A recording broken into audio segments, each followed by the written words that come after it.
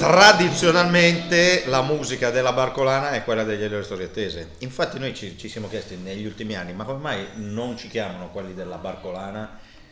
Perché forse vi eravate dimenticati che tradizionalmente la musica della Barcolana è quella degli Elio Storie Tese.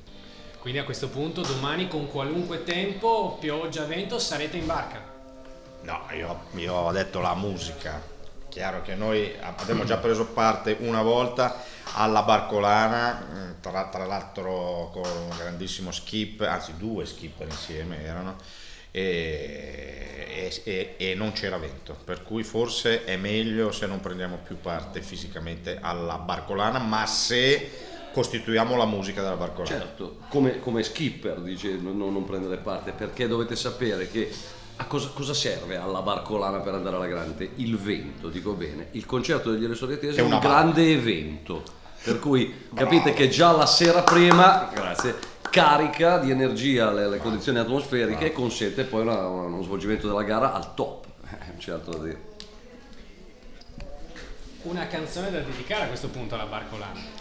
Ne abbiamo una che è Siamo tutti sulla stessa barca, che è un concetto che noi avevamo già espresso in altre situazioni, per intendere siamo tutti nella medesima condizione navale e marittima, ma ci hanno interpretati male perché ho saputo che quest'anno ci sarà un'unica imbarcazione alla Barcolana grandissima, enorme, cioè la Costa Crociere a vela, dove tutti gli skipper e tutti gli equipaggi concorreranno al buon successo dell'evento. Trieste, ci hai fraintesi, intendevamo un'altra cosa. Però c'è anche un'altra canzone bella, forse Lady Rock, Lady è quella lì che fa dai, falla. Fai sentire, ma tu hai ma non la so io. Hai la voce simile. Ma non la so. Il testo è Il testo è facilissimo.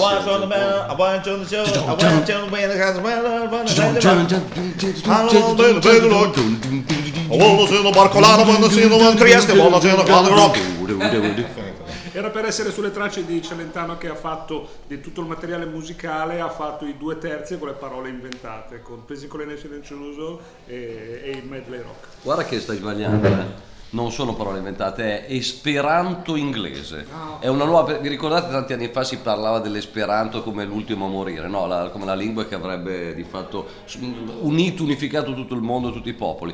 Adesso Celentano sta lanciando una nuova lingua, l'esperanto inglese, che è difficile da spiegare, la conosce ancora solo lui e pochi altri, ma noi confidiamo che ben presto si affermi nel mondo della musica per consentire a tutti di scrivere delle canzoni comprensibili in tutto il mondo. Bravo, cioè, è fantastico. Bravo. Alla fine quello è lo scopo. Grazie ragazzi. Ma grazie a voi ragazzi, e viva la Barcolana, mi raccomando, invitateci sempre, mi raccomando. Vai Barcolana! Vai Barcolana!